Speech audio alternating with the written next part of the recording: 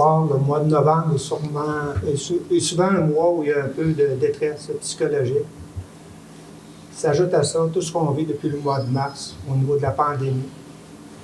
Alors, une pensée particulière, tous ceux et celles qui ont perdu un être cher, qui n'ont pas su faire le deuil comme ils auraient souhaité le faire. Alors, nos pensées sont avec les familles amkouyènes qui ont vécu cette situation-là, de ne pas pouvoir faire les étreintes qu'on souhaiterait faire lors d'un moment de la perte d'un être cher. Alors, nos pensées sont tournées vers ces familles-là ce soir.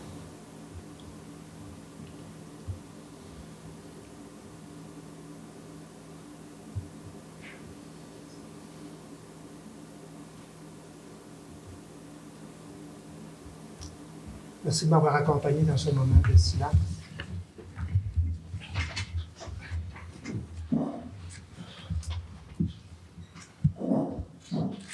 Alors, j'aurais besoin d'une proposition pour procéder à l'ouverture de la séance. Propose, M. M. Richard propose et vous êtes appuyé par M. Égide. Merci. Alors, on va souhaiter une ouverture de séance particulière en souhaitant un joyeux anniversaire à notre directeur par intérim, M. Claude. Alors, bon anniversaire aujourd'hui. Aujourd'hui même. Pour souligner votre anniversaire, on a tenu une séance du conseil. Excellent. Alors, vous avez reçu l'ordre du jour et sinon, il est disponible à l'arrière de la salle. Et on a en affaires nouvelles un point qui s'ajoute, M. Vincent. Oui, en 14.1, achat d'une partie du lot 4 485 843 du cadastre du Québec, situé sur le boulevard Saint-Benoît-Ouest, propriété de la Compagnie des chemins de fer nationaux du Canada, désignation des signataires. Merci, M. Vincent. Alors, avec l'ajout de ce point, est-ce que j'ai une proposition pour accepter l'ordre du jour? Propose. M. Michel, vous proposez, vous êtes appuyé par Mme Sarah. Merci. Alors, vous avez reçu le procès-verbal de la séance du 19 octobre dernier. Est-ce qu'il est conforme aux discussions tenues? Si oui, je vais prendre une proposition pour en faire son adoption. Je vais le proposer. Madame Sylvie, vous proposez et vous êtes appuyé par J'appuie. Monsieur Richard. Merci. Alors, comme on a recommencé nos séances publiques avec la présence des citoyens et citoyennes en octobre dernier, alors j'ouvre à nouveau la période de questions et de commentaires. Alors, s'il y a des gens dans la salle qui veulent s'adresser à cette première période de questions, je vous invite à vous présenter au micro et vous nommer et adresser votre commentaire aux questions. Ça va? Alors, s'il n'y a pas de questions, commentaires des citoyens et citoyennes, je vais passer au point 5, correspondance au 13 novembre. Oui, monsieur. Peut-être juste une précision, là, Oui. étant donné qu'on donne encore la chance aux citoyens aussi de transmettre leurs questions, commentaires par écrit. D'accord. Donc, les citoyens avaient là, aussi cette possibilité-là en raison de la COVID. On sait qu'il y a des gens qui ne veulent pas se déplacer à l'hôtel de ville. Donc, il n'y a eu aucun commentaire ou questions transmises par écrit. Par contre, dans le cadre des dérogations mineures, on a eu une correspondance en lien avec la demande de dérogation mineure pour le 115 rue Champlain. C'est arrivé là, hier par courriel, dimanche 15 novembre. Madame Linda Lapierre et Monsieur Michel Rose, propriétaires du 113 rue Champlain, ont fait parvenir par courriel une contestation de la demande de dérogation qui concerne la propriété voisine, le 115 rue Champlain. Elle a été transmise par courriel aux élus aujourd'hui même pour que vous en preniez connaissance avant la prise de décision de ce soir. Là, c'est en lien avec une hauteur de haie de cèdre de 2,60 mètres plutôt que 1,2 mètres comme le prescrit le règlement de zonage. Puis eux, là, les commentaires dans la correspondance se résument à dire que la hauteur restreindrait leur visibilité de s'engager sur la voie publique de façon sécuritaire. Ça perturberait le champ visuel sur le côté nord pour une vue d'ensemble. Donc, en gros, c'est ce qui résume la correspondance de Mme Lapierre et M. Rose. Donc, plus tard dans la séance, vous aurez à vous prononcer sur cette demande de dérogation mineure. Merci, M. Vincent. Je pensais qu'on l'aborderait directement au point 9.5, donc vous l'avez fait immédiatement en termes de correspondance. D'accord, c'est noté. effectivement, on en traitera, on le considérera au moment de traiter du point 9.5. Merci. Alors, je nous amène au point 5, correspondance au 13 novembre. Est-ce qu'il y avait des questions en regard des correspondances reçues? Ça va. Je nous amènerai au point 6, administration générale et gestion financière. 6.1, la liste des comptes au 31 octobre pour approbation. Monsieur Claude? Le sommaire des déboursés et comptes à payer au 31 octobre 2020. Donc, les chèques émis en octobre 2020 totalisent 1 002 396 et 22 sous. Les prélèvements en octobre 2020, 126 218. Les paies en octobre 2020, 172 734 et 75. Les frais de services mensuels totalisant carte de crédit et Interac, 111 et 99. Les frais bancaires, 355 Le remboursement capital et intérêt pour différents règlements d'emprunt totalise 199 818. Et les comptes à payer au 31 octobre 2020 totalisent 266 881 et 38. Pour totalisant un grand total de 1 768 487 et 52.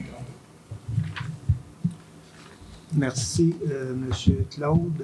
Madame Sylvie, a l'occasion de vérifier ces comptes-là. Oui, je me suis présentée pour vérifier tous les comptes et juste un petit commentaire, c'est ça, bon, on a 1 768 000, mais dans les chèques émis pour 1 2 396, il y a quand même à peu près 770 000 qui sont pour payer pour le garage, les travaux qui ont été exécutés à date. Fait que, sinon, là, c'est quand même très, très raisonnable. Okay. Fait que oui, d'ailleurs, j'en fais de la proposition. Merci, Mme Sylvie. Vous proposez et vous êtes appuyé par... J'appuie. Monsieur Michel, merci. En 6.2, déclaration des intérêts pécuniaires des élus pour dépôt. Monsieur Vincent? Oui.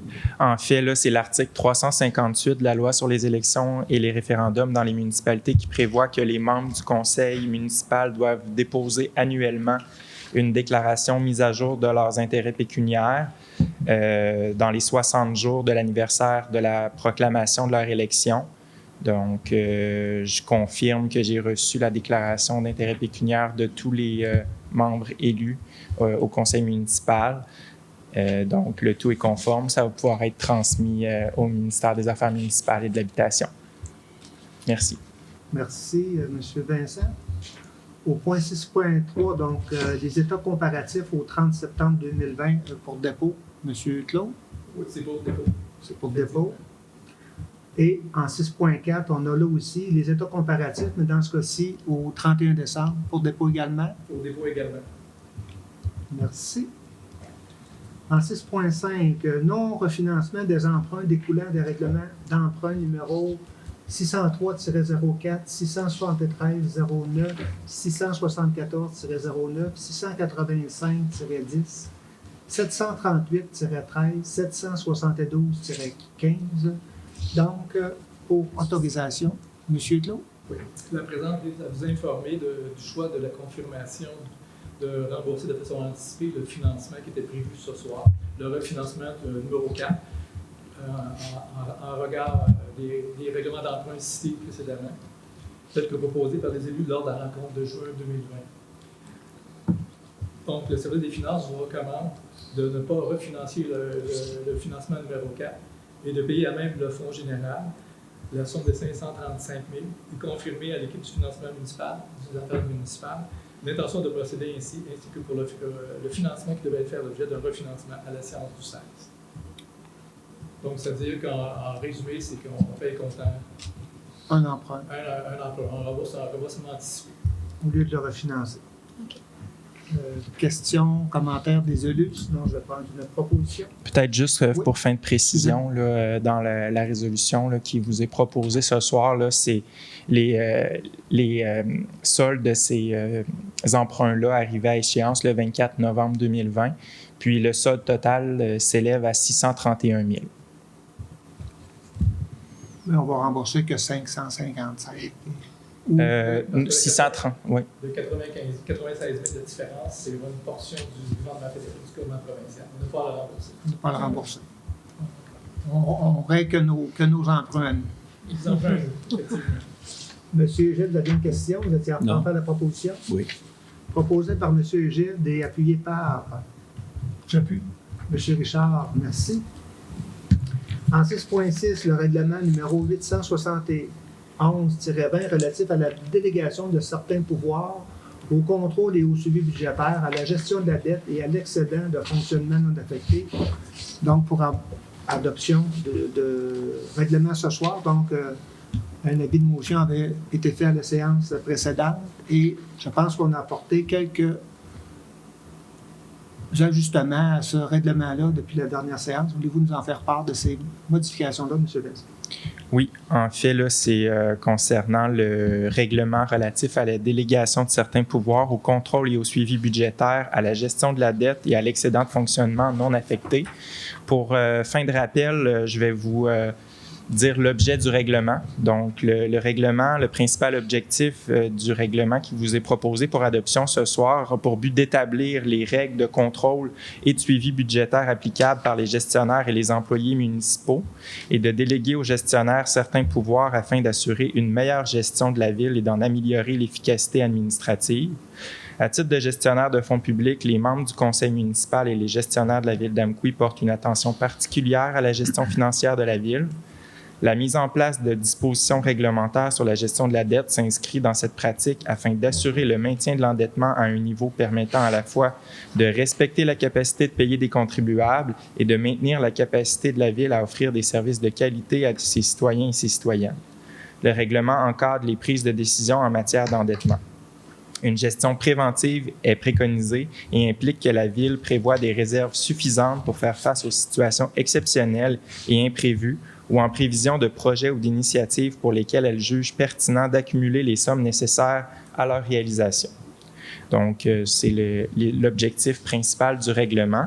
En ce qui concerne la portée du règlement, il s'applique à tous les membres du conseil, à tous les gestionnaires et employés municipaux.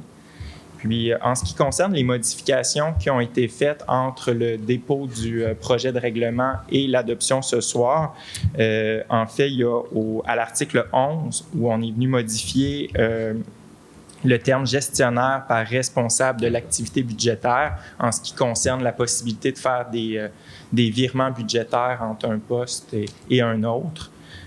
Ensuite, à l'article 16, on a modifié le terme surintendant par le terme surintendant contremaître dans le tableau des montants délégués à certains gestionnaires. Ensuite, le titre de l'article 17 a été modifié par le remplacement disposition de biens meubles et donation de pourboires dans le cadre d'activités municipales par disposition de biens meubles. Donc, on ne fait pas mention de donation de pourboires dans le cadre d'activités municipales. Ça a été enlevé du règlement. Le premier paragraphe de l'article 17 a été modifié par le remplacement suivant. Les gestionnaires ou toute autre personne mandatée par ces derniers sont autorisés à disposer de tout bien meuble, propriété de la ville, qui n'est plus utile et dont la valeur marchande n'excède pas 5 000 $. Par le trésorier ou toute autre personne mandatée par ce dernier sont autorisés à disposer de tout bien meuble, propriété de la ville, qui n'est plus utile et dont la valeur marchande n'excède pas 2 000 $. Donc, le dernier paragraphe de l'article 17, les gestionnaires ou toute autre personne mandatée par ces derniers sont autorisés à faire don des pourboires. Ça a été supprimé. Le premier paragraphe de l'article 18 a été modifié par l'ajout de l'approbation du maire comme condition à la délégation au directeur général en situation d'urgence. Donc, il faut savoir que la loi sur les cités et villes, de toute façon, donne le pouvoir au maire en situation d'urgence d'effectuer des dépenses. Mais là, c'est qu'on vient donner aussi la délégation au directeur, mais toujours sous approbation du maire. Le premier paragraphe de l'article 22 a été modifié par le retrait de la mention « ou en son absence au greffier adjoint ». Donc maintenant, c'est uniquement le greffier qui a la possibilité de régler des réclamations pour un montant de 5 000 $ et moins.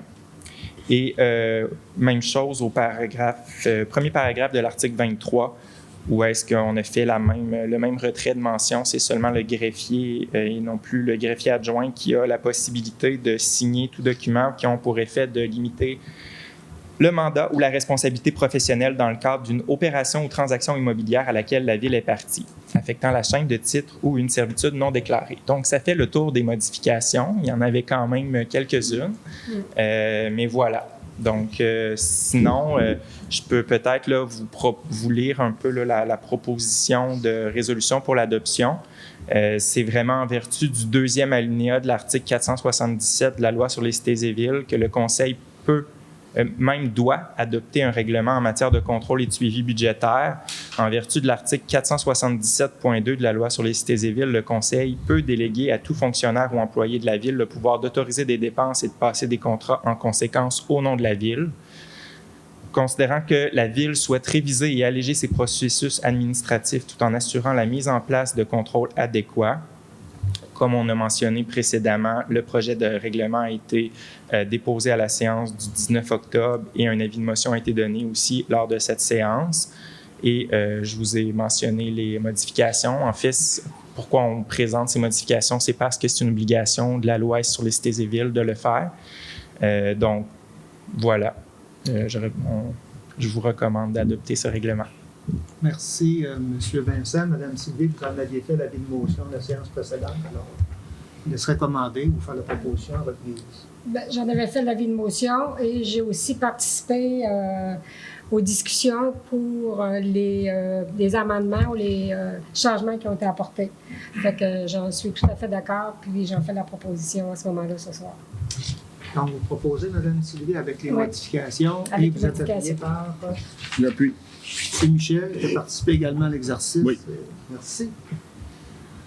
Au point 6.7, demande du Camping d'Amqui Inc. au Fonds Région et Ruralité, donc le FRR de la MRC de la Matapédia. Donc, c'est une demande d'appui de la Ville d'Amqui. Monsieur Claude? Oui, effectivement, c'est une demande d'aide financière du Camping d'Amqui pour ses projets d'investissement 2021-2022. C'est une demande d'appui de la Ville d'Amqui. Donc, considérant que le Camping d'Amqui souhaite remplacer certaines de ses infrastructures récréatives et aménager de nouveaux sites sans service aux étés 2021 et 2022, considérant que de tels investissements sont susceptibles d'attirer un achalandage accru ainsi que des retombées économiques majeures de la région.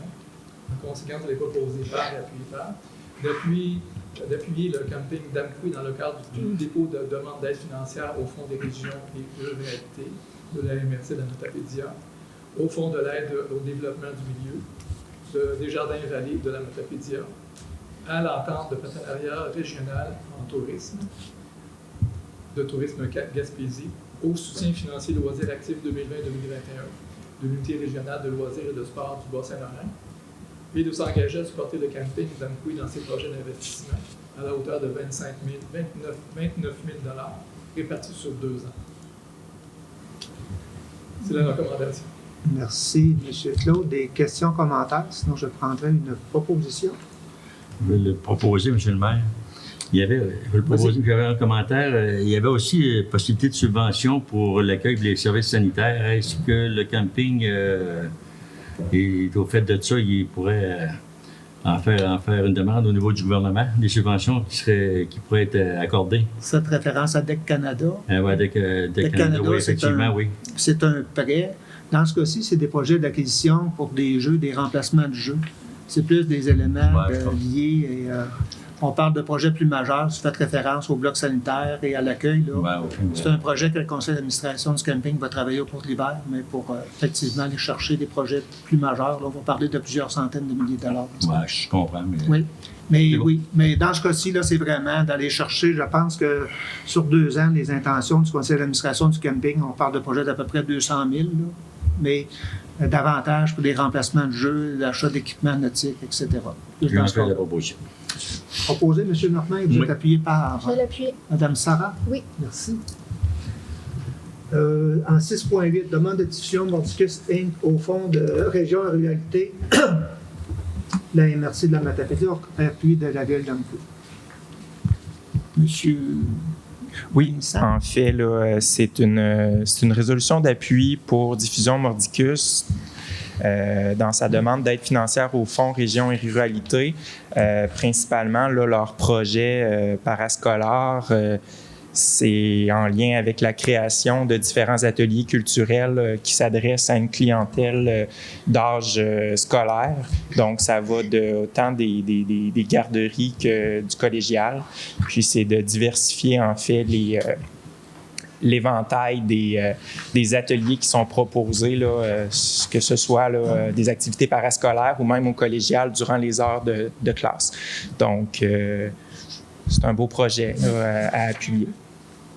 Tant pour le point précédent que le point ici, dans le fond, toutes les demandes qui sont adressées au Fonds Région Ruralité doivent faire l'objet d'un appui du conseil municipal.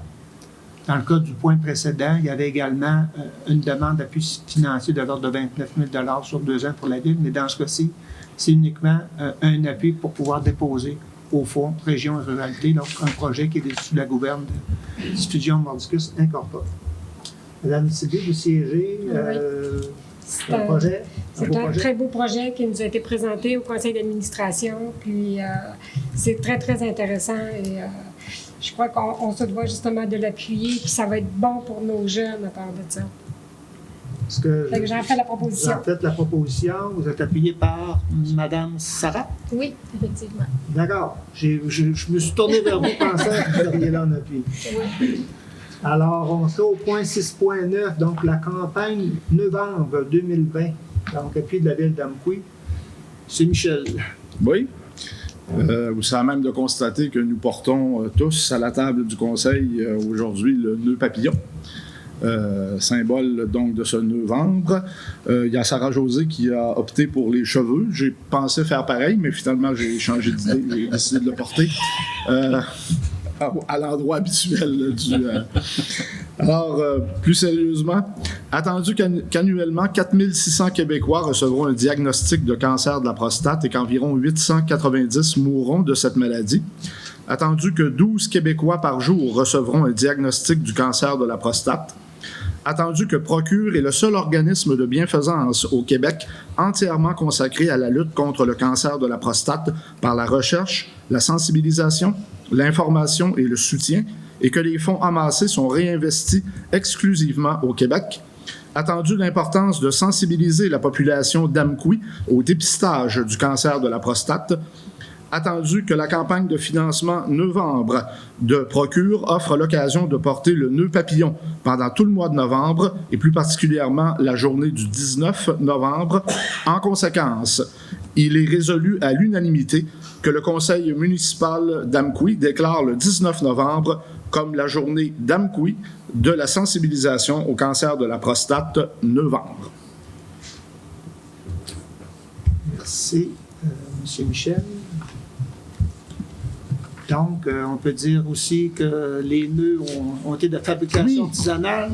Je devais ouvrir avec ça. Je le micro, M. Michel. Merci de me ramener à l'ordre. Oui, c'est très important. La conception des nœuds a été une conception locale et on remercie beaucoup Mme Joanne Galland pour ce bel effort. Voilà. Donc, c'était aussi un petit clin d'œil, une invitation de l'Union des municipalités du Québec en solidarité aux collègues maires de Laval et de Québec là, qui ont eu l'occasion d'être confrontés à ce type de cancer-là. Alors, on voulait aussi leur témoigner de notre solidarité. Opposition et secondaire. Donc, cela étant, je vais prendre M. Michel. Je présume bien faire la proposition. Oui. Et vous êtes appuyé par... Vous voulez l'appuyer, M. M. Normand. Merci. On serait au point 6.10, le paiement des honoraires professionnels à CELT Wash, réclamation de construction LFG Inc. Acceptation. Monsieur Vincent? Oui, en fait, là, c'est d'autoriser le paiement d'honoraires professionnels en ingénierie à CETL Wash pour la somme de 9 550,59 taxes incluses. C'est des services d'expertise qu'on a besoin dans le cadre du dossier qui nous oppose à Construction LFG Inc., dans lequel là, ça fait déjà plusieurs mois là, qu'on est en dossier judiciaire, en préparation du dossier pour notre défense. Donc, voilà. Questions, commentaires? Sinon, je vais prendre une proposition. Propose, M. le maire. M. Richard propose et M. Gilles va appuyer. Merci. On se au point 6.11, reconstruction du garage municipal. Le certificat de paiement numéro 5 pour les constructions. Régent Nadar, donc acceptation. Monsieur Vincent? Oui, en fait, là, comme vous avez pu constater, la construction va bon train. Comme Mme Blanchette l'a mentionné tout à l'heure, bon, ça faisait partie des comptes à payer. C'est d'accepter le certificat de paiement numéro 5 en date du 25 octobre pour la somme de 542 560,96, taxes incluses. Des questions, des commentaires? Sinon, je vais prendre une proposition. Je propose, M. le maire. Monsieur Gilles, vous proposez et vous êtes appuyé par J'appuie. Monsieur Michel. Merci. En 6.12, dépôt d'une demande d'aide financière au ministère de la Culture pour que la Ville d'Amqui se dote d'une politique culturelle. Monsieur Claude? Oui.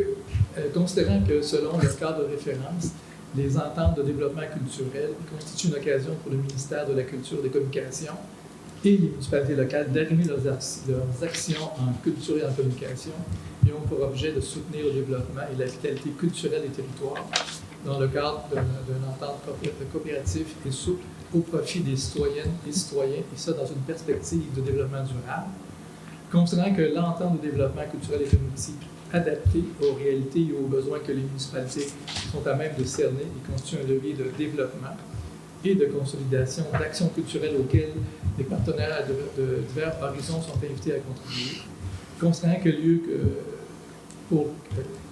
y a lieu pour la Ville d'Amqui de procéder à l'élaboration et à l'adoption d'une politique culturelle, en conséquence, c'est proposé et appuyé d'autoriser le directeur général par intérim à présenter une demande d'aide financière auprès du ministère de la Culture et des Communications pour l'élaboration d'une politique culturelle, d'autoriser le directeur général par intérim à signer pour et au nom de la Ville d'Amqui une entente de développement culturel 2021-2023 avec le ministère de la Culture et des Communications, ainsi que tout autre document utile ou nécessaire pour donner suite à la présente résolution, et de décréter une dépense de 6 000 $ par année pour les années 21, 22, 23, à titre de participation de la Ville à la dite entente de développement culturel payable à même le Fonds général de la Ville. Ben voilà, M. Claude, questions, commentaires? Moi, j'en fais la proposition parce qu'on sait que si on a une politique culturelle, ça nous permet d'aller chercher des aides. Fait que j'en fais la proposition. Et je vais l'appuyer, effectivement. Alors, proposé par Mme Sylvie, appuyé par Mme Sarah. Merci. Alors, on ira au point 7. En 7.1, confirmation de l'attribution du poste de préposé aux loisirs à M. Éric Thibodeau. M. Claude? Oui, c'est vraiment les trois prochaines résolutions, c'est des confirmations. Confirmation de l'attribution de poste de préposé aux loisirs à M. Éric Thibodeau. De confirmer l'attribution du poste à M. Éric Thibodeau, et ça en date du 1er novembre 2020, et que les conditions de travail soient celles prévues à la convention collective actuellement en vigueur à la Ville d'Amqui. Merci, M. Claude. Questions, commentaires? Sinon, je vais prendre une proposition. Je le proposais. Madame Sylvie, vous proposez. Vous êtes appuyée par M. Michel. Merci. 7.2. Confirmation d'embauche de M. Robin Bouchard au poste de préposé aux loisirs occasionnels. Donc, la résolution, c'est de confirmer l'embauche effectivement de M. Robin Bouchard au poste de préposé aux loisirs occasionnels et en date du 6 novembre 2020, et que les conditions de travail soient celles prévues à la convention collective actuellement en vigueur à la Ville d'Amqui. Merci, M. Claude. Alors, M.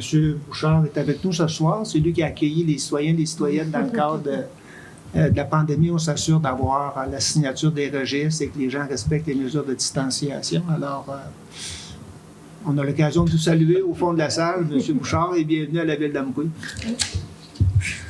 Alors, sur ce, je vais prendre une proposition. Je propose. M. Richard, vous proposez? Oui. Appuyé par M. Michel? Oui. Merci. Enfin, en 7.3, confirmation de l'attribution du poste de préposé à la surveillance et à la patrouille saisonnier hivernale à M. Rémi Fournier. M. Claude? Oui, c'est de confirmer l'embauche de M. Rémi Fournier au poste de préposé à la surveillance et à la patrouille saisonnier hivernal, et ça en date du 13 novembre 2020, et que les conditions de travail soient celles prévues à la convention collective actuellement en vigueur à la Ville d'Amqui. Merci. Donc, M. Gide, je peux En fait, la proposer. proposition, M. le maire. Proposé, et vous êtes appuyé par Je vais l'appuyer. Mme Sylvie. Merci. On ira au point 8, travaux publics et hygiène du milieu. Donc, en 8.1, mandat à l'Union des municipalités du Québec, achat regroupé de chlorure en flocons utilisé comme abat poussière pour l'année 2021.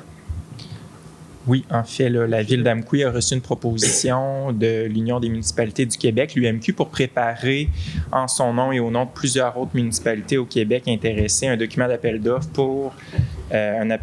pour l'achat regroupé de produits utilisés comme abat poussière pour l'année 2021. L'article 29.9.1 de la loi sur les cités et villes permet à une organisation municipale de conclure avec l'UMQ une entente ayant pour but l'achat de matériel, précise que les règles d'adjudication des contrats par une municipalité s'appliquent aux contrats accordés en vertu du présent article et que l'UMQ s'engage à respecter ces règles. Précise également que le présent processus contractuel est assujetti au règlement sur la gestion contractuelle de l'UMQ et non celui de la Ville d'Amqui. La proposition de l'UMQ est renouvelée annuellement. Donc, l'année passée, la Ville avait aussi adhéré à cet achat regroupé-là. La Ville d'Amqui, si elle désire participer à l'achat regroupé pour se procurer, c'est le chlorure de calcium solide en flocons, selon les quantités nécessaires. Donc, c'est vraiment pratique là, pour aller chercher les meilleurs prix possibles là, en ayant un achat regroupé. Donc, il vous est recommandé là, de confier le mandat à l'UMQ pour procéder sur une base annuelle pour l'année 2021 au processus d'appel d'offres regroupé pour l'achat de chlorure de calcium solide en flocons qui est utilisé comme abat poussière. Puis, de demander à l'UMQ de préparer tous les documents d'appel d'offres, de s'occuper de la gestion de l'adjudication du contrat. Puis, en conséquence, la Ville d'Amqui s'engage à fournir à l'UMQ les noms et quantités de produits dont elle aura besoin en remplissant les fiches techniques d'inscription requises et en retournant tous les documents requis selon les dates fixées. Puis, confier à l'UMQ la responsabilité de l'analyse des soumissions, accepter que le produit à commander et à livrer soit déterminé suite à l'analyse comparative des produits définis au document d'appel d'offres. Si l'UMQ adjuge un contrat, la Ville d'Amqui s'engage à respecter les termes du contrat comme si elle avait contracté directement avec le fournisseur à qui le contrat est adjugé. La Ville d'Amqui reconnaît que l'UMQ recevra directement de l'adjudicataire à titre de frais de gestion un pourcentage du montant facturé avant taxe à chacun des participants. Le taux est fixé annuellement et précisé dans les documents d'appel d'offres à venir. Puis l'exemplaire de la résolution sera transmise à l'UMQ là, pour confirmer le tout. Donc, voilà. Merci, M. Vincent. Donc, dans ce cas-ci, on parle de produits spécialisés pour les municipalités pour aller chercher du volume, un coût au niveau du volume, puis aussi de la qualité aussi en ayant des produits. C'est ça, c'est quand même une trentaine de mille au moins par année là, qu'on achète. Donc, c'est sûr que ça va en fonction des besoins réels à chaque année, mais ça va chercher un taux à la quantité là, avantageux pour la Ville. On a besoin de la bas poussière. Questions, commentaires, sinon je vais prendre une proposition. Propose, M. le maire. Vous êtes prêt, M. Gilles, vous proposez et vous êtes appuyé par J'appuie, M. le maire. M. Richard. Merci. En 8.2, dépôt d'une demande d'aide financière au programme d'aide à la voirie locale, communément appelé PAVL, donc le volet projet particulier d'amélioration, par circonscription électorale. Donc, c'est une demande qu'on adresse à notre député. Monsieur. Considérant que la Ville d'Amqui possède un vaste territoire et de nombreux chemins municipaux, considérant que les chemins municipaux sont soumis à une circulation importante, soit par les résidents permanents, les transporteurs scolaires, les touristes, les travailleurs forestiers et leurs véhicules lourds, considérant que la Ville d'Amqui possède un entretien courant et préventif sur l'ensemble des chemins municipaux, considérant que les citoyens et citoyennes de la Ville d'Amqui sont déjà fortement sollicités financièrement par le compte de taxes municipales, il est proposé d'adresser une demande d'aide financière à M. Pascal Bérubé, député de Matane-Matapédia, dans le cadre du programme d'aide à la voirie locale, volet projet particulier d'amélioration par circonscription électorale pour les projets suivants. Creusage de fossés sur le rang Couture-Val, creusage de fossés sur le rang Saint-Alfred, ouvrage de gravelage sur le rang Saint-Paul, ouvrage de gravelage pour le rang Couturval, remplacement d'un ponceau sur le rang Saint-Philippe, reprofilage de fossés et rechargement de gravier sur la route de l'Aigle, reprofilage de fossés sur la route Mercier, et que les coûts de travaux sont évalués à environ 125 000 $. Merci, M. Claude. Des questions, commentaires? Sinon, je vais prendre une proposition. Propose.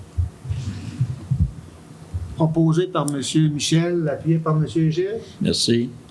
Et on va espérer une réponse positive. Donc, ça viendra ajouter au budget qu'on a déjà prévu pour faire de l'entretien de ce réseau routier. Mais on le sait, on a beaucoup plus de demandes que ce à quoi on est capable de répondre. Alors, si on avait un petit coup de pouce du député dans ce cas-ci, ce serait bien apprécié. On ira au point 9, donc en urbanisme 9.1, procès verbal de la rencontre du comité consultatif d'urbanisme qui s'est tenue le 20 octobre 2020. Donc, c'est un document pour dépôt. En 9.2, le procès verbal de la rencontre extraordinaire du comité consultatif d'urbanisme du 2 novembre 2020. Là également, c'est pour dépôt. En 9.3, modification à la résolution 2020-383, demande d'autorisation à la CPTAQ de M. Martin Malenfant pour les lots 3 413 830 et 3 413 833 du cadastre du Québec, donc un appui de la ville d'Amqui. M. Vincent? Oui, en fait, là, M. Martin Malenfant a présenté une demande d'autorisation à la CPTAQ, la Commission de protection du territoire agricole. La résolution d'appui 2020-283 a été adoptée le 17 août 2020 par vous, Conseil municipal.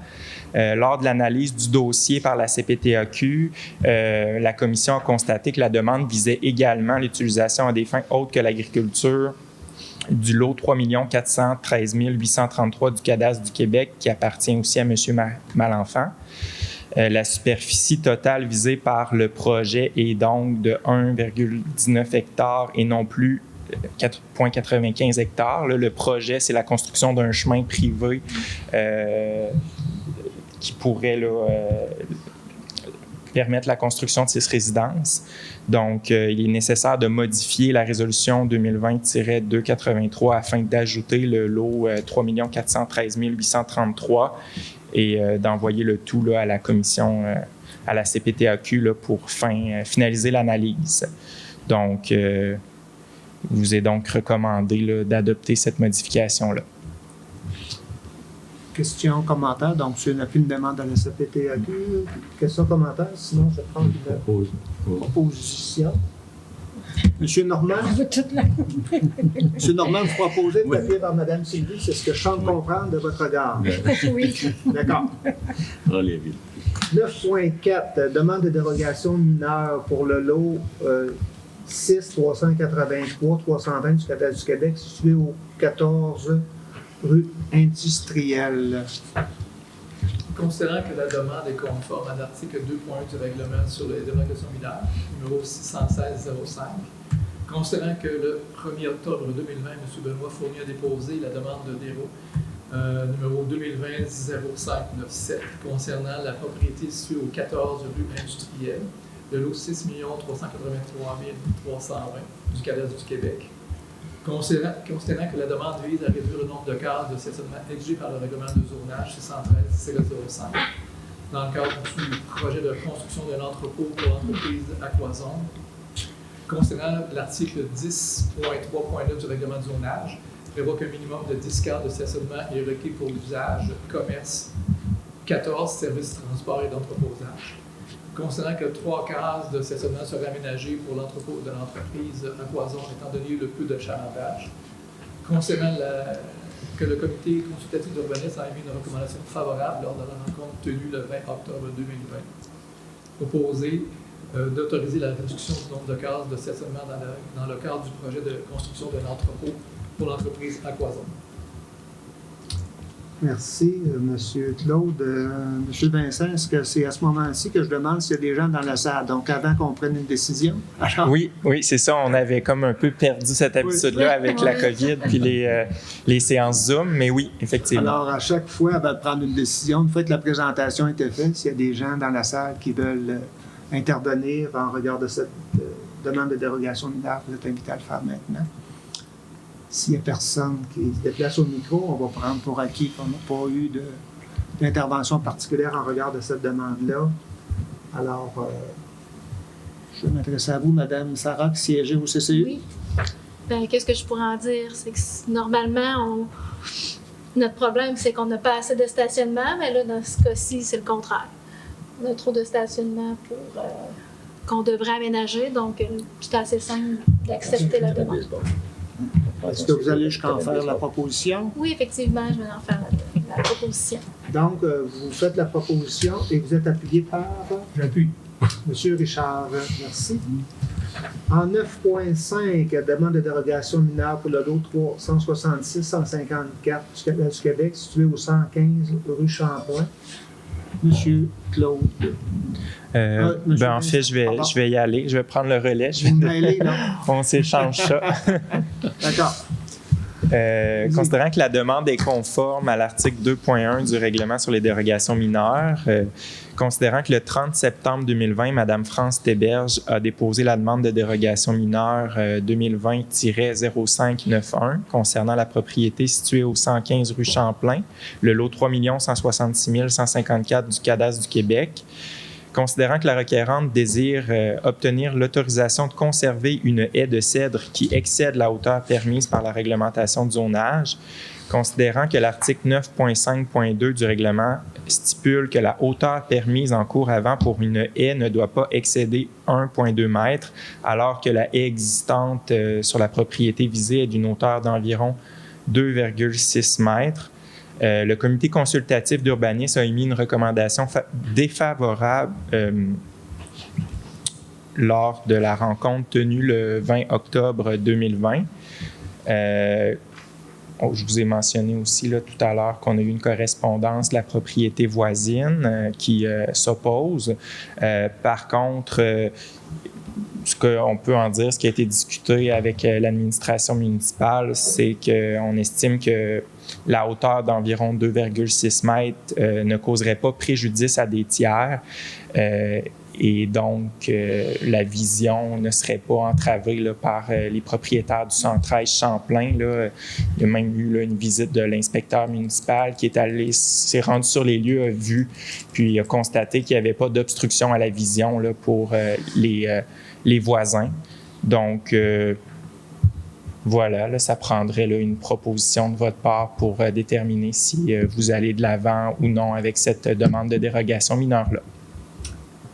Madame Sarah? Non, oui, je vais proposer d'accepter la demande de dérogation mineure. Alors, on a eu l'occasion aussi d'en jaser à 2 occasions, et puis on a pris connaissance, effectivement, de la correspondance qui a été faite part. On a vu les photos aussi. Les photos étaient très claires. Alors, il y a une proposition, en effet. Oui, M. Claude. Oui, on est en train de l'oublier. Hein? Donc, c'est ça. Au-delà de la correspondance reçue, vous avez raison, de la correspondance reçue, est-ce qu'il y a des gens dans la salle qui sont concernés par cette demande de dérogation mineure qui doivent faire une intervention? Vous avez raison. J'ai présumé que ça ne se passait que par correspondance. Donc, ça va? Donc, voilà. À partir de ce moment-là. On peut rajouter que les 2 premiers sites vont être enlevés étant donné que. Éventuellement, mais ça ne fait pas l'objet de la demande de dérogation mineure pour l'instant. Oui, vous avez raison. Quand même bon de. Éventuellement, il y aura une intervention, mais pour le moment, c'est sur la hauteur que la dérogation a été faite. Donc, Mme Sarah, vous en faites la proposition? Oui, effectivement. Et j'ai un appui, monsieur. Va appuyer la demande. Monsieur Gide, un dossier qui est dans votre district. Oui, monsieur le maire. En 9.6, demande de dérogation mineure pour le lot 366 001 du cadastre du Québec, situé au 53 rue Frontenac. La demande est conforme à l'article 2.1 du règlement sur les dérogations mineures numéro 616-005. Considérant que le 9 octobre 2020, Mme Rachel Labonté a déposé la demande numéro 2020-613, concernant la propriété située au 53 rue Frontenac, de l'eau 3 166 001 du Canada du Québec, concernant que la demande vise à régulariser la localisation de l'agrandissement du bâtiment principal, résidence, réalisé en 1998, et d'une construction accessoire, galerie, et ce, sans autorisation municipale. Concernant que l'article 6.4 du règlement de zonage 613-05 prévoit que la marge de recul arrière est propre à chaque zone et que pour la zone 164 HB, elle est de 6 mètres minimum, alors que le coin arrière droit du bâtiment principal est localisé à 4,21 mètres de la ligne arrière, créant ainsi un empiètement de 1,79 mètres dans la marge minimale prescrite. Considérant que l'article 7.5.2 du paragraphe 2 du règlement de zonage prévoit qu'une galerie doit respecter minimalement une distance de 1,5 mètres d'une ligne de rue, alors que la galerie existante côté rue Champlain est localisée à une distance variant entre 0,79 mètres, coin avant droit, et 0,88 mètres, coin avant gauche, créant ainsi un empiètement variant entre 0,71 mètres et 0,62 mètres. Considérant que le comité consultatif d'urbanisme a émis une recommandation favorable lors de la rencontre tenue le 20 octobre dernier, qui a recommandé d'autoriser la localisation de l'agrandissement du bâtiment principal, résidence et de la galerie. Merci, M. Claude. Donc, en regard de cette demande de dérogation mineure, est-ce qu'on a des gens dans la salle qui voudraient s'adresser au conseil? Ça va? Donc, Mme Sarah, vous avez participé à ces discussions-là, favorable avec la recommandation faite par le CCI? C'est un dossier très simple. Très simple, donc vous en faites la proposition? Oui, je propose. Vous êtes appuyé par M. Michel. Merci. En 9.7, demande de dérogation mineure pour le lot 366-222 du Canada du Québec, situé au 127 rue Blais. Donc, je présume que ce sera M. Vincent. Oui, tout à fait. Donc, la demande est conforme à l'article 2.1 du règlement sur les dérogations mineures.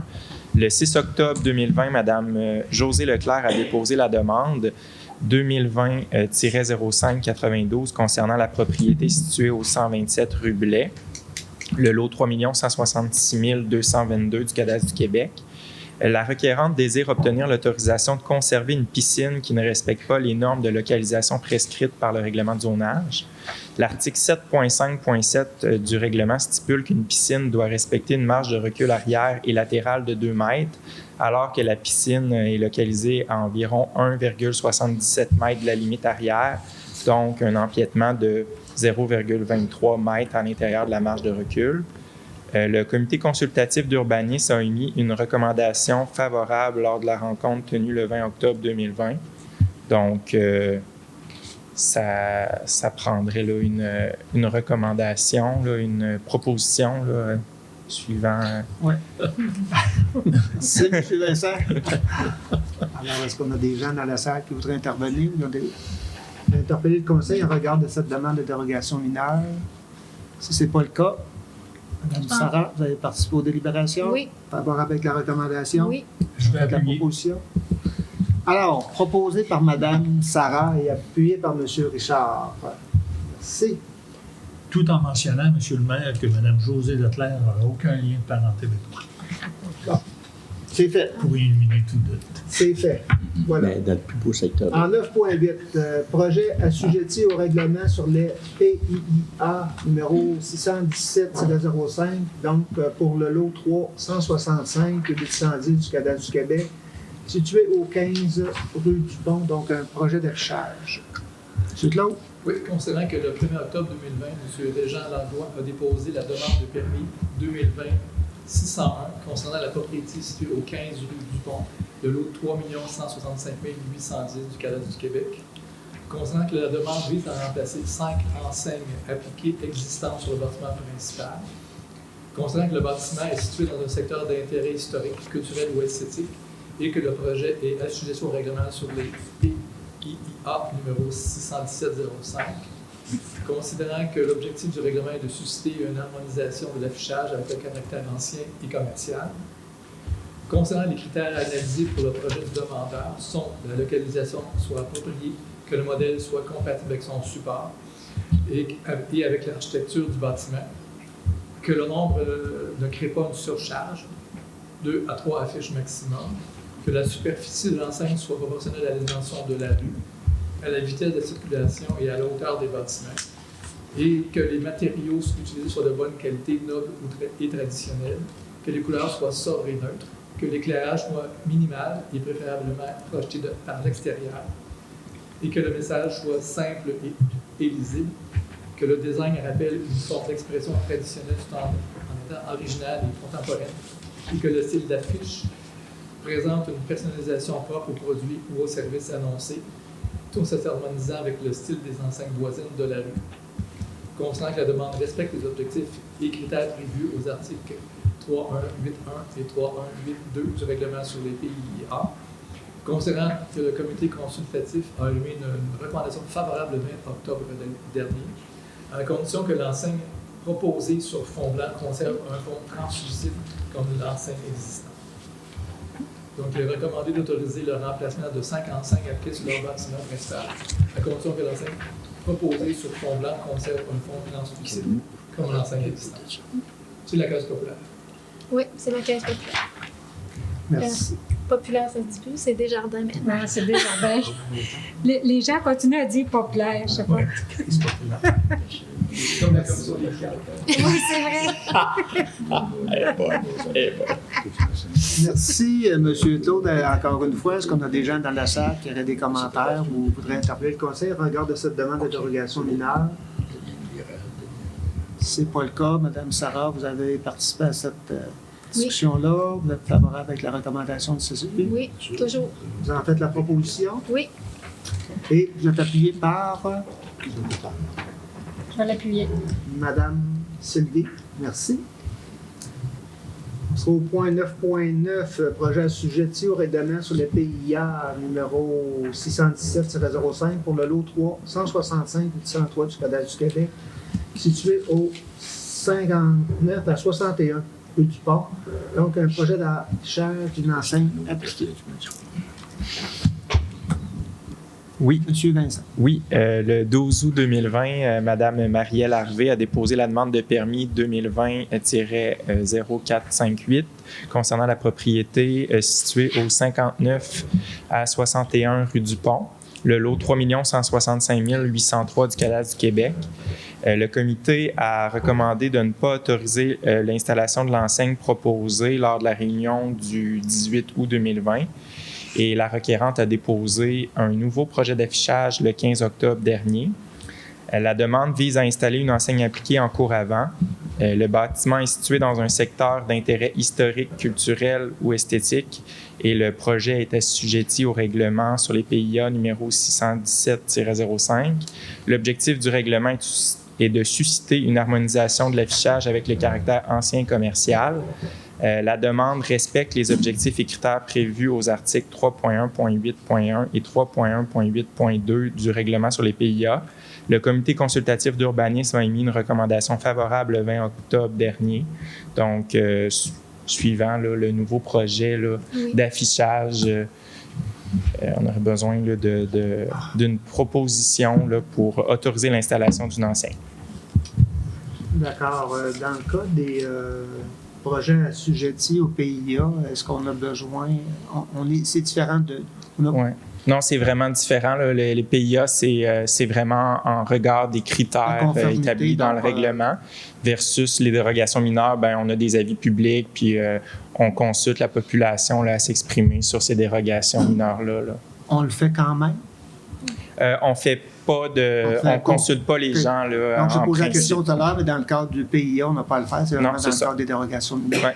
Alors voilà, je retire mon intervention. Je ne fais pas appel au public dans ce cas-ci. Madame Sarah, vous avez eu l'occasion de participer à cette discussion-là. On est très heureux du nouvel affichage qui a été proposé. On trouvait que le rose avec le bâtiment existant n'était pas esthétique, donc la nouvelle affiche est très belle. Donc, on appuie la demande.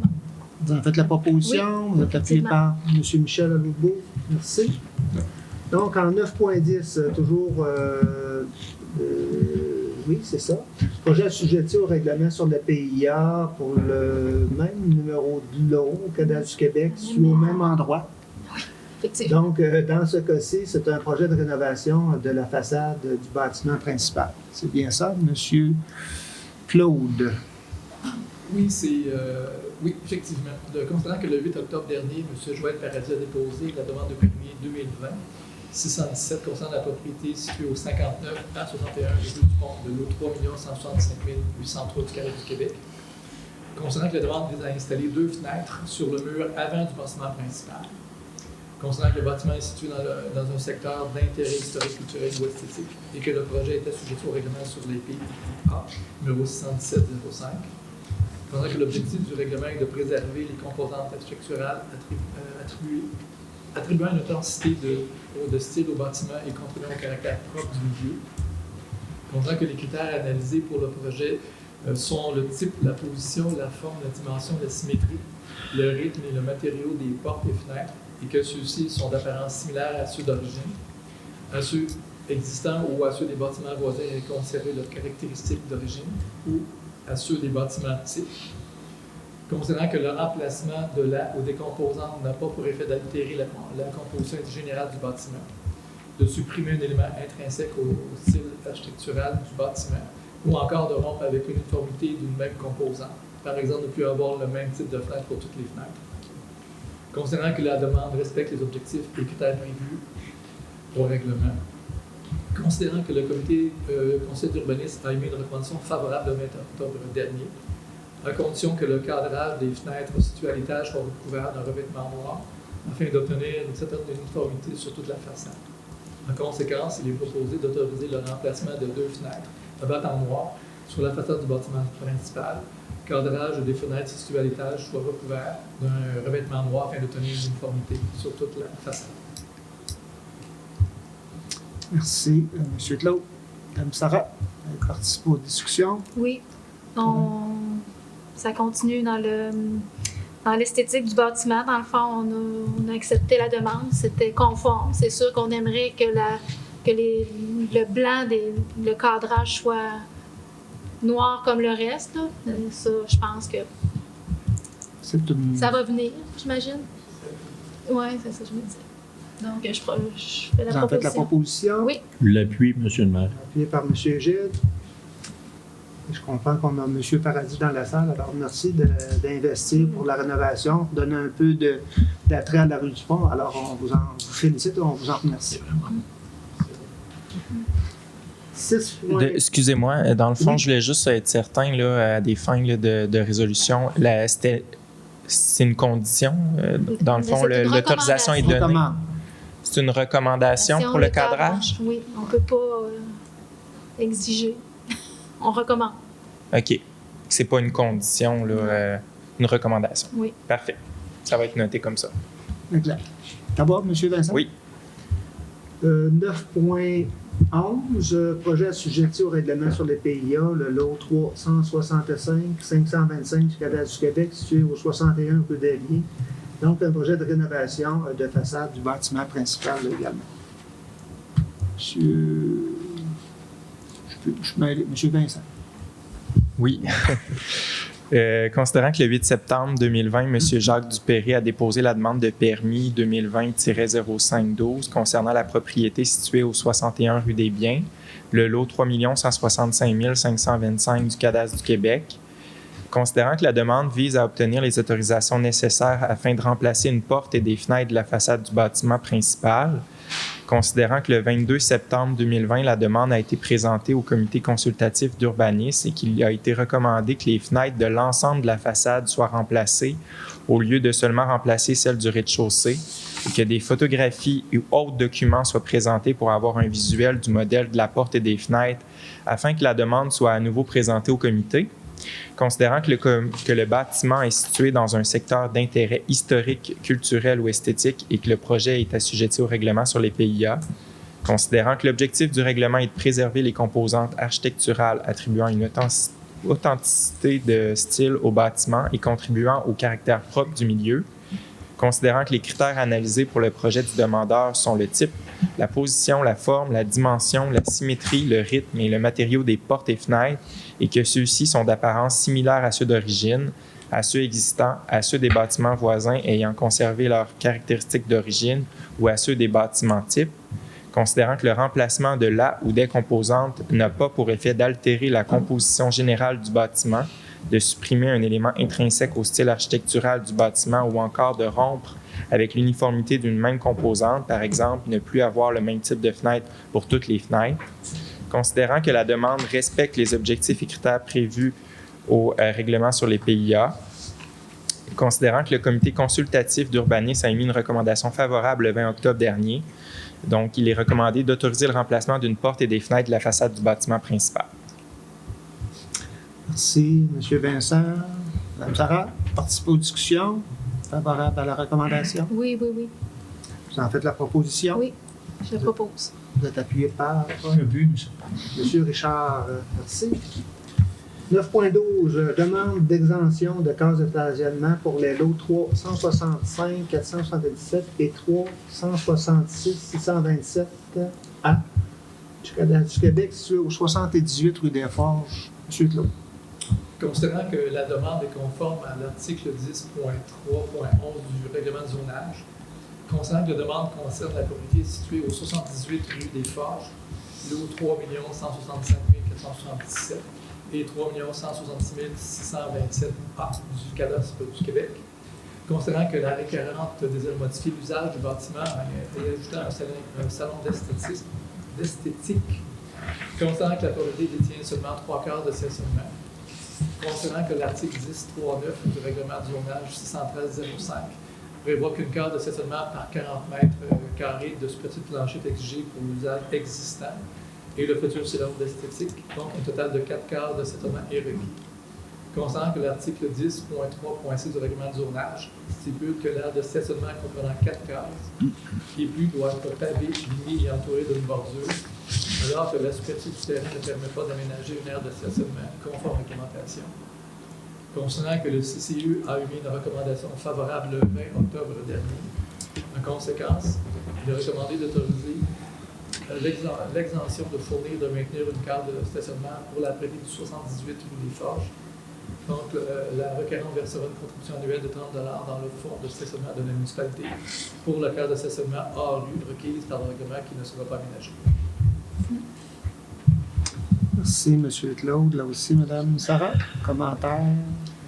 Ben, c'est un endroit assez difficile d'avoir plus que 3 cases de stationnement. C'est, je sais pas si vous avez vu un peu les photos, c'est c'est quoi ce bâtiment-là anciennement?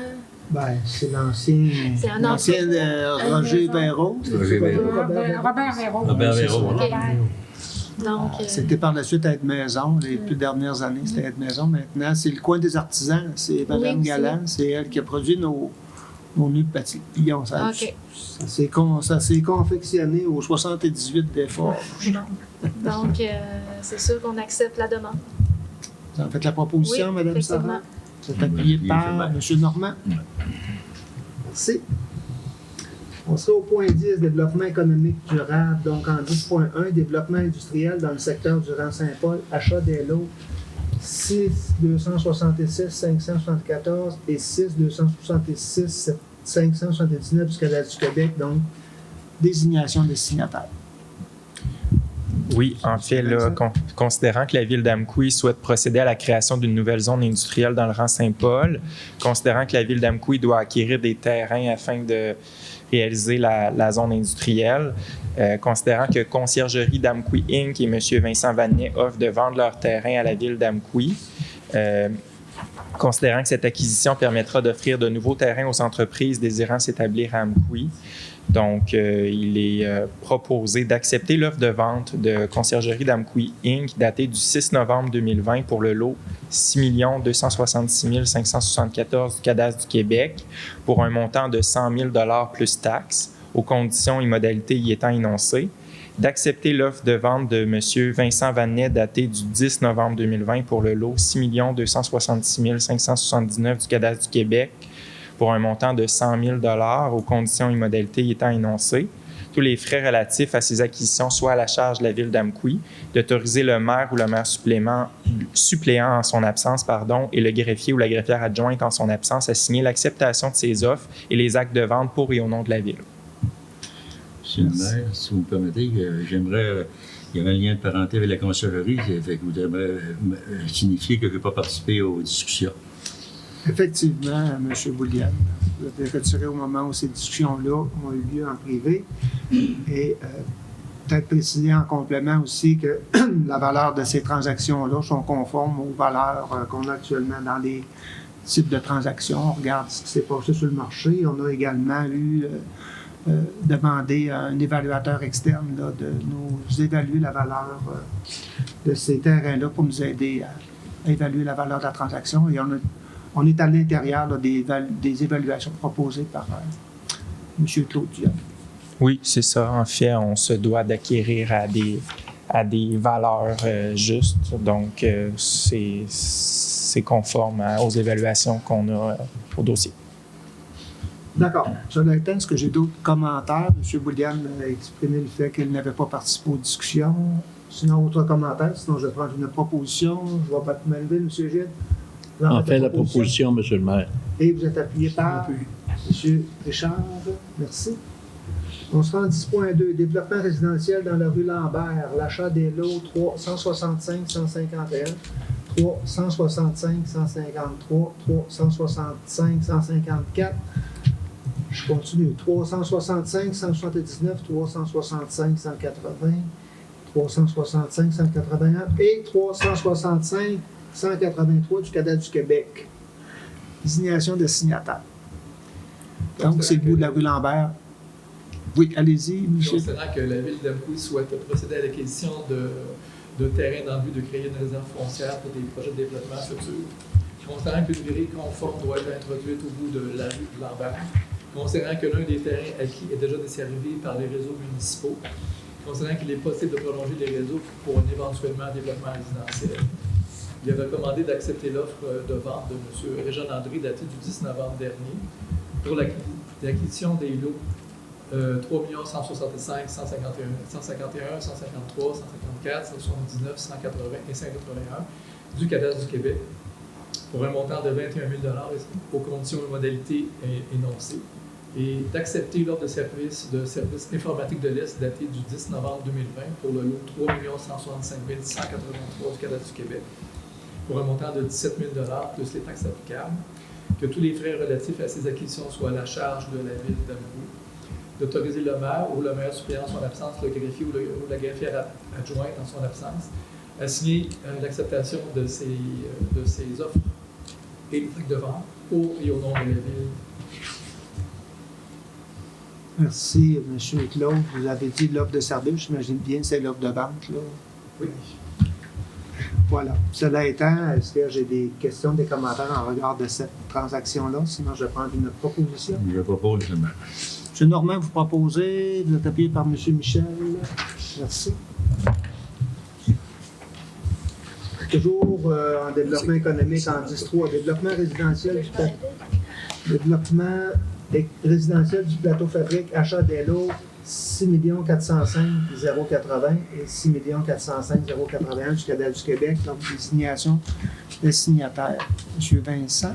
Oui, en fait, considérant que la Ville d'Amqui souhaite procéder au développement d'un nouveau secteur résidentiel, considérant que la Ville d'Amqui doit acquérir des terrains afin de réaliser le dit projet de développement, considérant que M. Steven Lévesque ainsi que M. Gilbert Lamarre et Mme Ginette Lafrance offrent de vendre leurs terrains à la Ville d'Amqui, considérant que cette acquisition permettra d'offrir de nouveaux terrains résidentiels aux familles désirant s'établir à Amqui, et il est proposé d'acheter le lot 6 405 080 du Cadastre du Québec, circonscription foncière de Matapédia, propriété de M. Steven Lévesque, pour un montant de 43 815,28, d'acheter le lot 6 405 081 du Cadastre du Québec, circonscription foncière de Matapédia, propriété de M.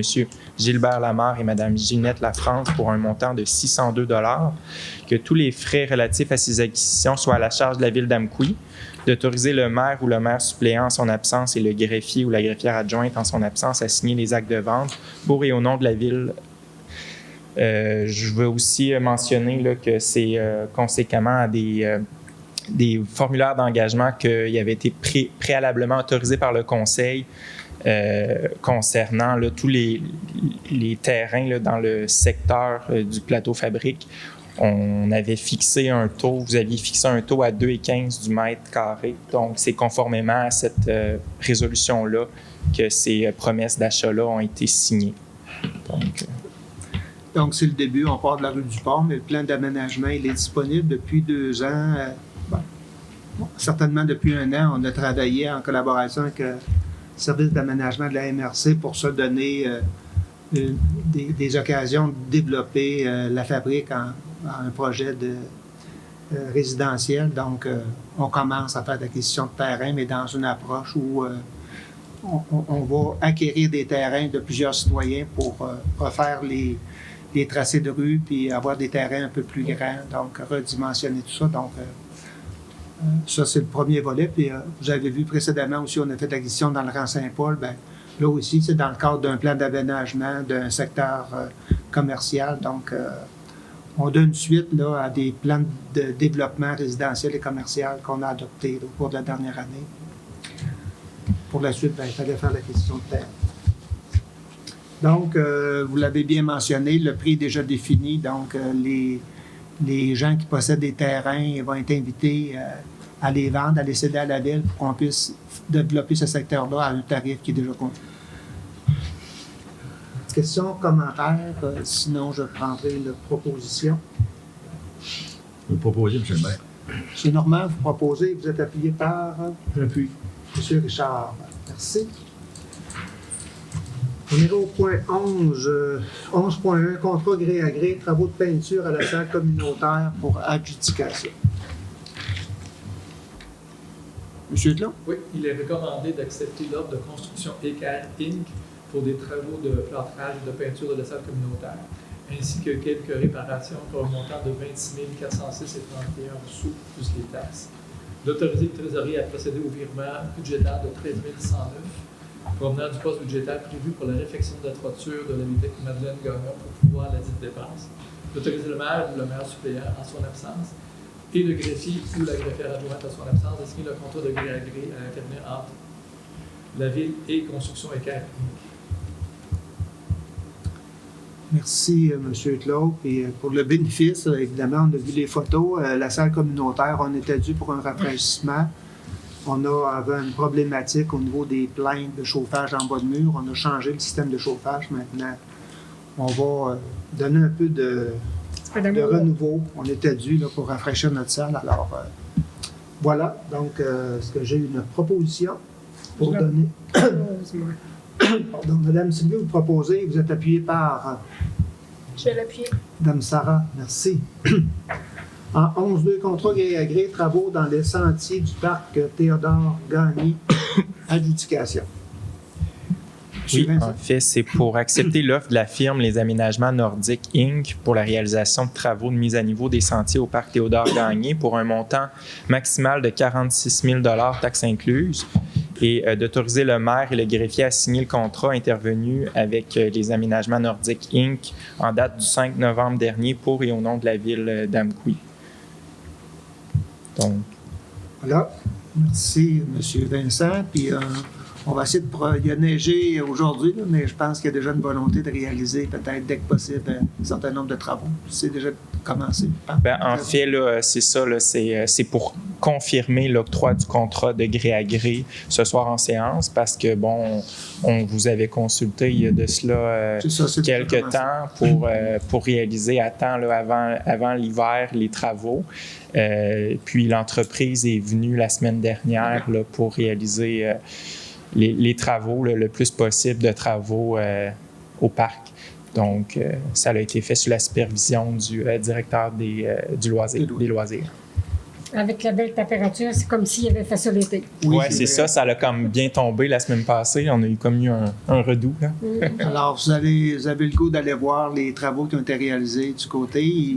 Je pense qu'il reste quelques ponceaux, quelques éléments à travailler qui vont être complétés le printemps prochain, l'été prochain. Mais certainement une amélioration du côté des sentiers. C'est beau en été, mais c'est beau en hiver aussi pour les gens qui font de la raquette. Alors, vous êtes bienvenus à aller visiter le parc Théodore Gagné. Voilà. C'est ce que j'ai. Monsieur, vous êtes prêt à faire la proposition, M. Michel? Oui. M. Michel, vous proposez, appuyé par Mme Sarah? Oui. Point 12, dons et commandites, on n'en a pas ce soir. On va en avoir à la prochaine séance, j'ai bien compris. Au point 13, représentation, congrès, formation. Écoutez, on l'a encore à l'ordre du jour, mais je pense que la dernière fois qu'on a passé un élément là-dessus, ça devait être avant COVID, je présume bien. Février, je pense. En 14, affaires nouvelles, si je retourne.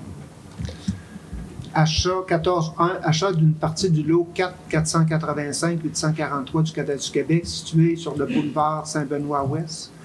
Propriété de la Compagnie des chemins de fer nationaux du Canada. Pour situer le terrain, bien, c'est là où était située l'ancienne cantine de la gare. Donc, M. Vincent. Oui, considérant que la Ville d'Amqui souhaite procéder à l'acquisition d'une partie du lot 4 485 843 du Cadastre du Québec dans le but d'améliorer l'aspect visuel du secteur situé au centre-ville d'Amqui, considérant que suivant cette acquisition, la Ville d'Amqui sera en mesure d'améliorer l'aspect visuel et fonctionnel de l'espace, considérant que le terrain est situé stratégiquement dans le but de revitaliser un secteur grandement utilisé par les citoyens et les touristes.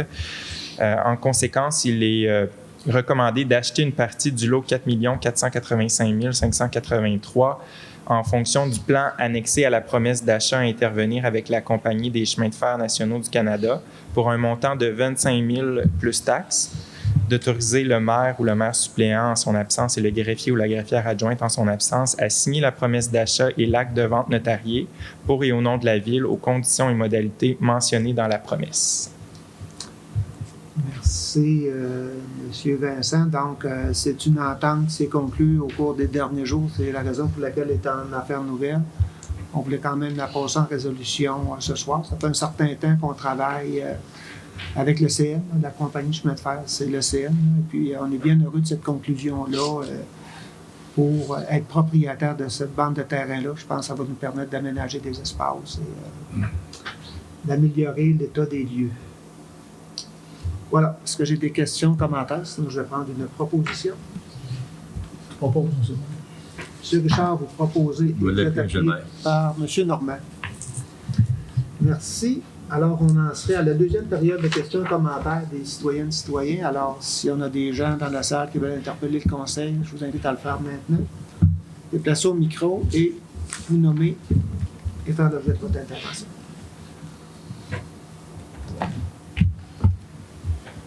Peut-être en mettant votre masque.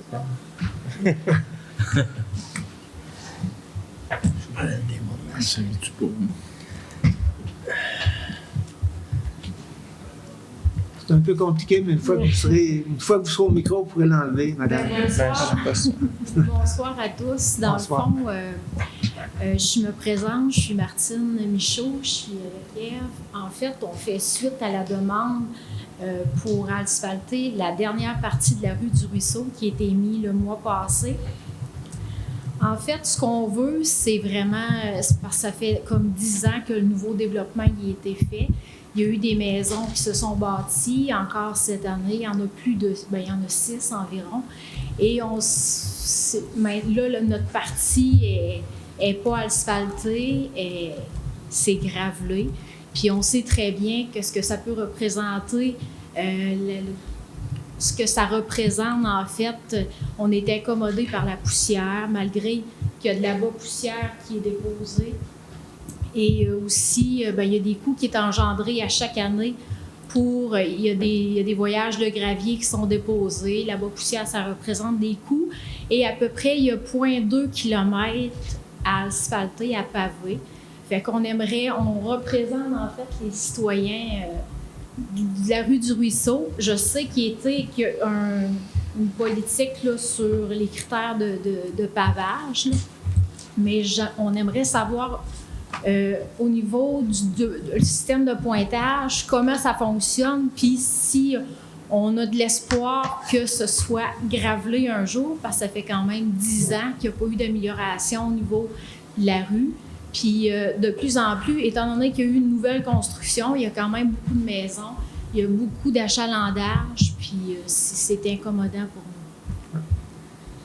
Ben, je vais tenter une réponse. Vous avez eu la réponse de la Ville suite à votre pétition? Ben, je crois qu'il y avait une politique par rapport à ça. Oui, c'est ça. Évidemment, ce soir, les nombreux critères puis la liste, je ne sais pas que ce soit l'objet de la rencontre, Non, mais c'est c'est simplement dire que ce qu'on s'est doté l'an passé, c'est justement qu'on veut pouvoir donner une séquence à ça. Bon an, mal an, annuellement, on met à peu près 200 000 par année. On va voir ce que le budget 2021 va donner.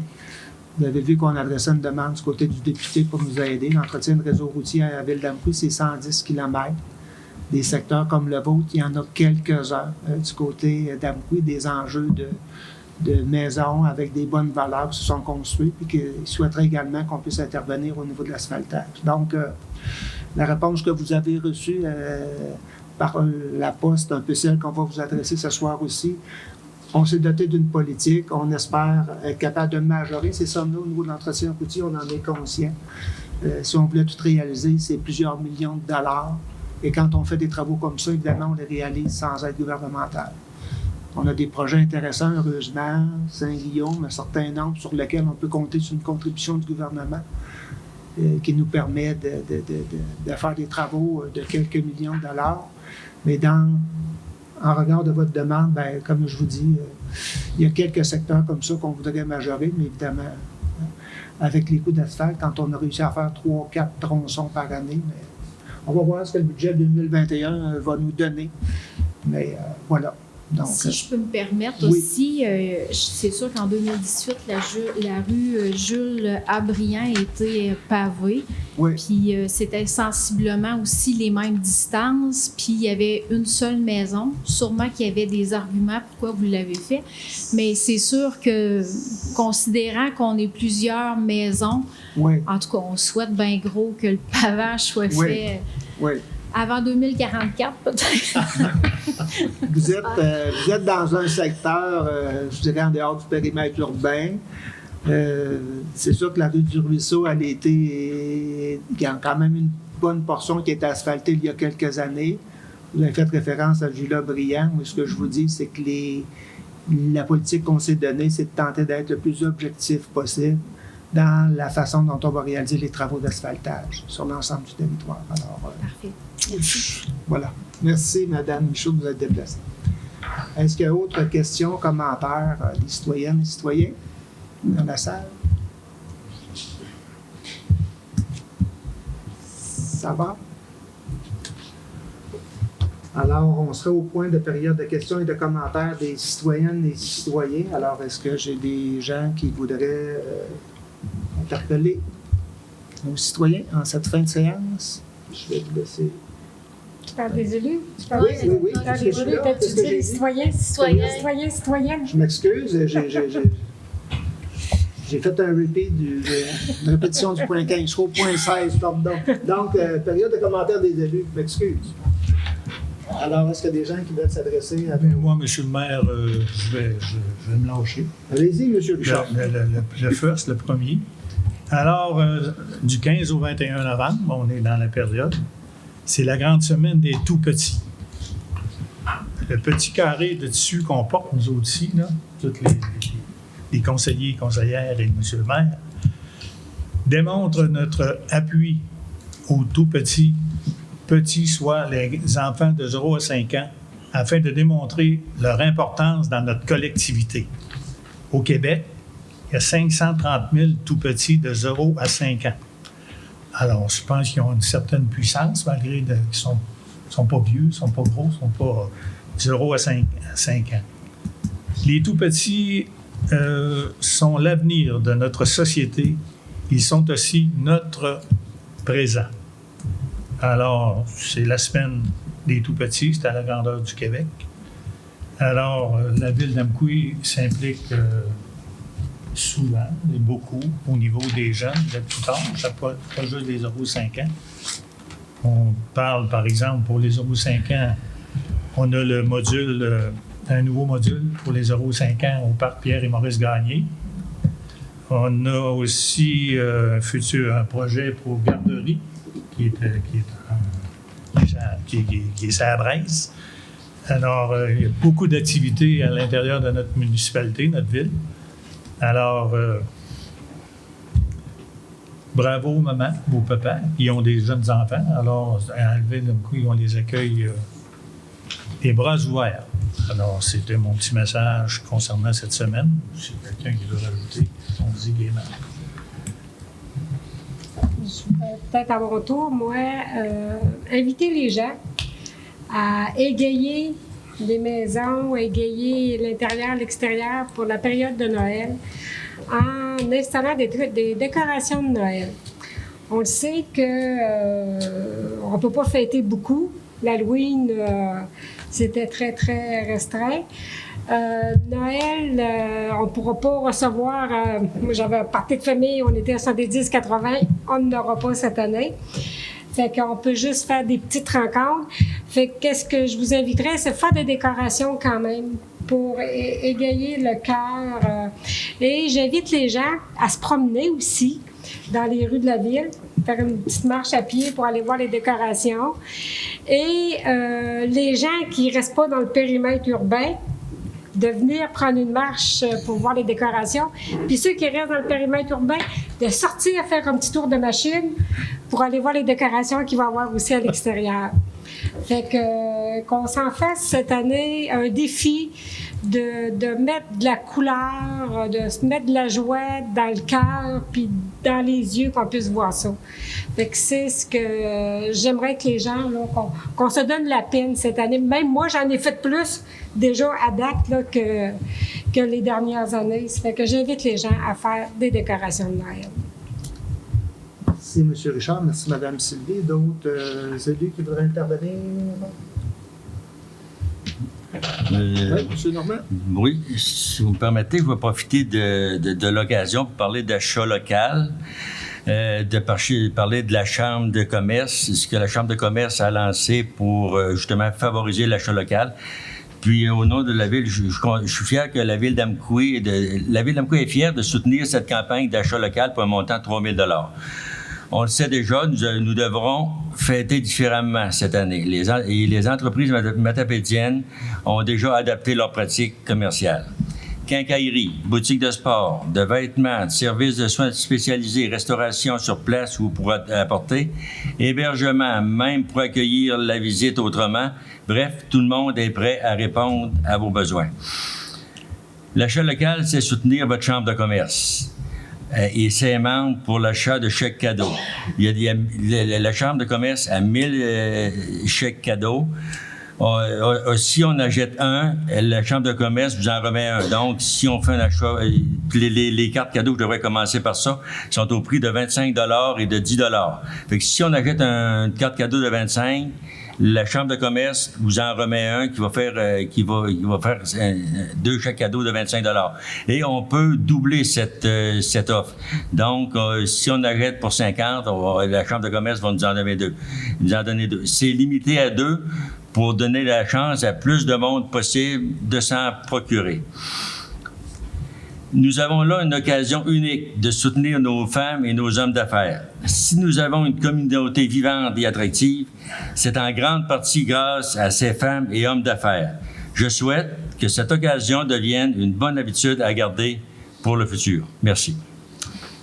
Bien, merci, M. Normand. Effectivement, là, je pense qu'on l'a senti déjà depuis un certain temps, mais la campagne de promotion de Noël, c'est l'occasion d'acheter chez nous. Puis souvent, le commerçant ou l'entreprise avec qui vous allez faire affaire, ça va être le propriétaire de l'entreprise, donc ça va avoir l'opportunité d'avoir un contact privilégié avec ceux et celles là, qui animent et qui contribuent au développement et à l'attractivité de notre milieu. Alors, je pense que l'ensemble des élus à la table là, sont solidaires de votre message, M. Normand.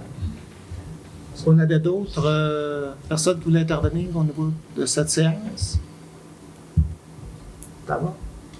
Je ferai peut-être un petit rappel de consigne. À l'ouverture de l'Assemblée, j'ai mentionné là, la dynamique de la pandémie. Je me permets de vous faire un rappel. On ne sait pas comment seront le congé des fêtes, mais d'ici là, on a demandé à Mme Michaud de porter le masque pour se rendre au micro. Les citoyens et les citoyennes dans la salle respectent le 2 mètres. On a mis des plexiglas. On se lave les mains. Ne baissez pas les bras. Il faut continuer de garder ces mesures-là si on veut pouvoir fêter convenablement la période des fêtes puis avoir la patience d'attendre là, un vaccin qui saura nous permettre de socialiser davantage. Donc, leur lancer le message. Il ne faut pas perdre de vue notre territoire. Ça se passe relativement bien dans la Matapédia, mais on ne sait jamais à quel moment une éclosion peut popper, peut lever, puis nous remettre dans des situations plus précaires. Alors, lavage des mains, distanciation, port du masque, puis si on continue de faire comme on fait bien, je pense, jusqu'à maintenant, on va être capable comme je dirais, de fêter un petit peu. Il ne faudrait pas qu'on se retrouve dans une zone rouge. On est en zone orange actuellement, donc ça nous permet quand même d'avoir un certain nombre d'interactions, mais évitons d'avoir à passer par une zone rouge là, dans le cadre de cette pandémie-là. Donc, c'est l'invitation que je vous lance. Le dernier point, je vais me permettre de peut-être faire un peu à notre tour au niveau du conseil municipal. Le 5 novembre dernier, M. Laval-Morin faisait un legs du côté à la Société d'histoire et le titre de son recueil s'appelait « Mon devoir de mémoire ». Alors, chaque élu a eu l'occasion d'avoir ce recueil-là et qui trace un peu comment un gestionnaire peut intervenir pour avoir un impact positif dans le développement de son milieu. Alors, on a voulu, du côté de la ville, souligner ce legs-là par une intervention qui a été faite le 5 novembre dernier. Alors, chaque élu réussit un recueil et c'est une correspondance que je laisserai au greffier, mais je vais me permettre quand même d'adresser la correspondance, de vous lire la correspondance qui a été reçue par M. Morin, donc aux membres du conseil de la ville d'Amqui. Comme vous le savez déjà, j'ai choisi de léguer à la Société d'histoire de généalogie de la Matapédia divers documents qui relatent une période de la vie des écoles et des centres et parlent de l'implication de la commission scolaire dans son milieu. Je voulais ainsi que nous nous souvenions de l'importance du rôle de l'éducation dans le développement de son milieu en mettant l'accent sur la qualité des ressources qui y œuvraient. Ce geste a été mis en lumière par le conseil de la ville d'Amqui, par son maire et tous les membres de son équipe à l'occasion d'une belle rencontre à laquelle participaient des représentants de la Société d'histoire et de l'entreprise Alliance Namil. Sachez que je me considère privilégié en qualité de citoyen de notre belle ville d'avoir pu vivre un tel événement et de recevoir un tel honneur. À votre égard, j'ai l'âme à la reconnaissance. Donc, cordiale salutation, Laval-Morin. Alors, moi, ce que je voulais ce soir aussi, dire à M. Laval, nous aussi, on se fait un devoir de mémoire. Merci pour votre contribution à la Matapédia, particulièrement à la ville d'Amqui. Alors, c'est un peu un retour de l'ascenseur que je voulais vous transmettre ce soir. Alors voilà pour les messages à adresser aux citoyennes et citoyens. Il n'y a pas d'autres interventions. Je remercie les citoyennes et citoyens qui sont déplacés de la séance de ce soir et je prendrai une proposition pour la levée de la séance. Propose, M. le maire. M. Gilles, vous proposez et vous êtes appuyé par... J'appuie. M. Michel. Merci. Et nous, on se retrouve le 14 décembre prochain. Et si les conditions pandémiques le permettent, on sera toujours en séance présentielle. Présentation du budget et adoption du budget 16 décembre. Merci et au plaisir de vous retrouver.